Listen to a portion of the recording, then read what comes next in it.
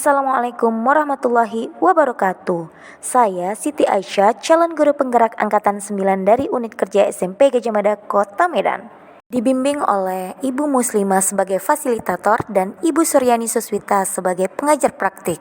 Di sini saya akan menyampaikan tugas tentang koneksi antar materi modul 1.1 dan 1.2. Koneksi antar materi ini menggunakan model refleksi 4P. Yang pertama adalah peristiwa, yang kedua perasaan, yang ketiga pembelajaran, dan yang keempat penerapan ke depan. Peristiwa, momen yang paling penting atau menantang dan mencerahkan bagi saya dalam proses pembelajaran modul 1.1 adalah saat saya mengetahui bahwa pembelajaran yang sebenarnya adalah pembelajaran yang berpihak pada murid dan guru berperan menuntun atau membimbing kodrat anak sesuai kodrat alam dan kodrat zaman. Selain itu, pendidikan tidak hanya sebatas mengajar saja, namun juga penanaman karakter murid dengan menumbuhkan budi pekerti yang luhur pada diri murid. Momen yang paling penting atau menantang dan mencerahkan bagi saya dalam proses pembelajaran modul 1.2 adalah saya harus mengimplementasikan nilai-nilai guru penggerak agar terwujudnya profil pelajar Pancasila. Selain itu, peran seorang guru tidak hanya sebatas pembelajaran di dalam kelas bersama murid, tetapi juga harus berperan dengan seluruh pihak sekolah.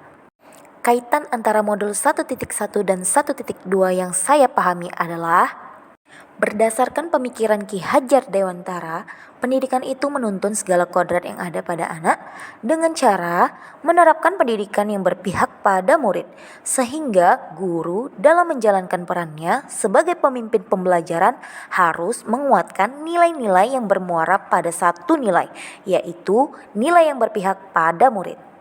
Perasaan. Saat momen itu terjadi, saya merasa seperti bagaikan tanaman diguyur hujan. Saya merasa mendapat ide segar dalam mendidik di abad ke-21 dan mengetahui peran serta memposisikan diri sebagai pendidik, di mana sebagai guru dalam mendidik haruslah berpihak pada murid dengan cara menuntun dan membimbing segala kodrat atau potensi yang ada pada diri murid sesuai kodrat alam dan kodrat zaman. Untuk mewujudkannya, saya pun sebagai guru tentunya harus menjalankan peran guru penggerak menuju perubahan lebih baik dengan cara menguatkan nilai-nilai guru penggerak. Pembelajaran. Sebelum momen itu terjadi, saya berpikir bahwa murid adalah objek pembelajaran di kelas. Selain itu, guru hanya bertugas mentransfer materi pelajaran saja tanpa memperhatikan penanaman nilai-nilai karakter pada diri murid. Sekarang saya berpikir bahwa murid adalah subjek pembelajaran di kelas dan guru hanya sebagai fasilitator.